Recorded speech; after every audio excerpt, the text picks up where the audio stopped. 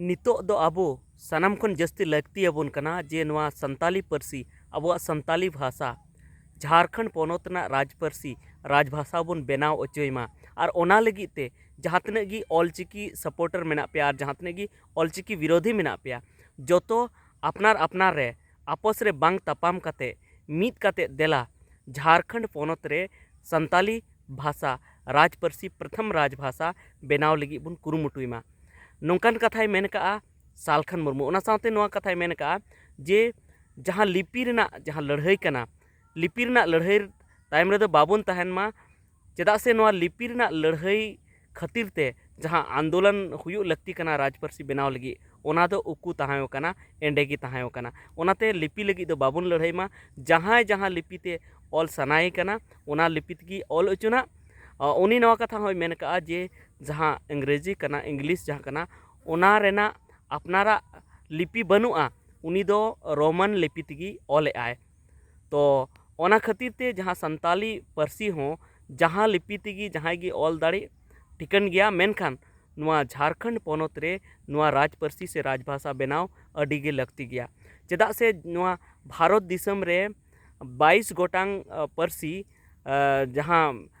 संविधान रेना 8वीं अनुसूची रे ओंडे को आंगोच को और ओना 22 गोटांग पारसी रे जोतो पारसी लेकागी जहाँ बांग जहाँ पोनोत रेना राजपारसी कना पहिल राजपारसी कना पहिल राजभाषा कना मेनखान नोआ संताली दो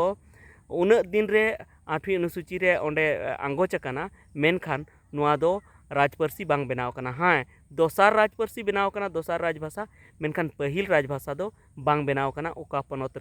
रेडाग गी और नोआ संताली पारसी दो नोड़े झारखंड पोनोत रेना गी पहिल राजभाषा बनाव हुई दाड़ेया ओना इयते उनी दो मेनेया जे नोआ लिपि रेना लड़ाई बांग काते आबो नोआ संताली पारसी ओका लेका काते झारखंड पोनोतना पहिल राजभाषा बन बनाव अचुया ओना लगी बन कुरुमुटुयमा उनी नोआ कथाय मेन का जहाँ इंग्लिश कना जहाँ अंग्रेजी कना ओना रना अपनारा जहाँ लिपि बनू तया उनी दो रोमन लिपि ते ऑलएआ ओना खातिर ते नोडे हो जहाँ गे जहाँ ता लिपि तगी पढ़ा ओना जहाँ दिक्कत बांग हुई चे चाहे उनी ऑलचिकी ते पढ़ा चाहे देवनागरी ते पढ़ा मेनखान देवनागरी सपोर्टर और ऑलचिकी सपोर्टर जोतोगी मीत काते मीत धावते देला अबू बुन आंदोलन बुन और सरकार बुन उनी बुन इकड़ुम उचुया अबू आंदोलन तायम रे और उनी जमने मेन जे नोडे दो राजभाषा संताली पारसी हुयु दरकार कना संताली भाषा हुयु दरकार कना मेनखान जहाँ सालखन मुर्मू नौका जहाँ कथा केदा उनिया कथा रे अडिगान सावता सुसरिया को अडी अड़िस को बुझेव का मिटेन जीवन श्याम सुंदर से चेले नुतुम कांतिया उनी हो अडी अड़ी से बुझेव का ओना सावते आरहों अडिगान नोआ को मेनेआ जे सालखन मुर्मू दो राजनीति आ नोले पॉलिटिकल अगुया नोआ तलारे नोआ जहाँ अबू बो आंदोड़ेआ जहाँ चिकी रना लड़ाई तलारे उनी राजनीति उनका कथा उनको को मेन का और उनी सालखन मुर्मू दो उनका कथा बांग मेन लगती कान तया चेदा से ऑलचिकी लिपि की संताली पारसी लगी दो सनाम खन सरस लिपि कना तो नोआ बाबत की कई थोड़ा गान बोन गालमारावा तो हाँ उन बेसी झेल दो हाँ नोआ वीडियो दो बांग हुई ओनाते पूरा वीडियो नेल तबन पे तो कथा दो नोआ कना जे इन दो बना से इन कथाया जहाँ सालखन मुर्मू जहाँ कथाएं आंजम केतेया उनी हो अडी बेस की कथाओ का उनी दो नोआ कथाय मेन का जे संताली पारसी दो अडी सेना लहा खoj ताहें कना और उन रेदो ऑलचिकी ते हो बाबुन ऑलेत थेना से देवनागरी ते हो बाबुन ऑलेत थेना से रोमन ते हो बाबुन ऑलेत थेना संताली पारसी दो अडी सेदाय खन गी मेना और नोआ दो लिपि दो तायम ते ओना लिपि ते ऑल बुन धुरवना पहिल दो रोमन ते को ऑल लहालेआ ओना तायम देवनागरी ते को ऑल के ओना तायम ऑलचिकी ते नित बुन ऑलेआ बुन मेनखान पहिल दो अबो पारसी कना अबो भाषा कना और अबो पारसी नोड़े झारखंड पोनोत रे प्रथम राजभाषा बनाव लेन खान गी जतोआ हुआ अब ऑलचिकी ते बन ऑल दाड़े से देवनागरी ते बन ऑल दाड़े ओना इयते पहिल दो अब नोआ रे अब आंदोलन लगती कान तबना अब जुदी चिकी लड़ाई काते अब गी जुदी बुन भेपेगारोआ जुदी बेगारोआ बुन तो नोआ जहाँ राजपारसी रना लड़ाई कना ओना आरगी कमजोर इदिया और अब राजपारसी नोड़े झारखंड पोनोत रे बांग बेना तबना ओना कथा उनी दो मेन कदा उनिया मेरना माने दो इन नोआñ बुझाव के जे उनी दो जहाँ काते मेनेआ जे नितो उन उन हर बुन हटिंग कना जेमन अब बाबुन हटिंग हो और बांग हटिंग काते अब संताली राजभाषा लगी तेबुन लड़ाई मा नोआ कथाय मेन कदा मेनखान जहाँ जहाँ संताली उनी जहाँ मेन के सालखन मुर्मू उनिया कथा ते जहाँ को रगी कना श्याम सुंदर और अकोय को मेना को उनको दो नवा कथा को मेन का जे संताली पार्सी दो ऑलचिकी लिपि बेगर एटा लिपि ते दो बांग ओलोआ सफा सफा दो बांग ओलोआ ओना खातिर ते जुदी नोडे जहाना गे हुयुक कना संताली पार्सी ते जुदी पढ़ाव हुयुक कना से जहाना गे हुयुक कना तो ओना दो ऑलचिकी लिपि तेगी हुयुक मा उनकान कथा उनको को मेन कदा और सरी गे ओना हो एकदम उनको कथा हो सरी गया और नोडे दो ऑलचिकी लिपि तेगी जतो हुयुक मा जुदी राजपार्सी हो बेना कना तो ऑफिस करे से जहाँ करे गी ऑलचिकी लिपि तेगी लाड़चाड़ हुयुक मा जतो गे नोआ गे ठिकोआ चेदा से इन दो मिटे कथाñ मेन ताबोना सालखन मुर्मू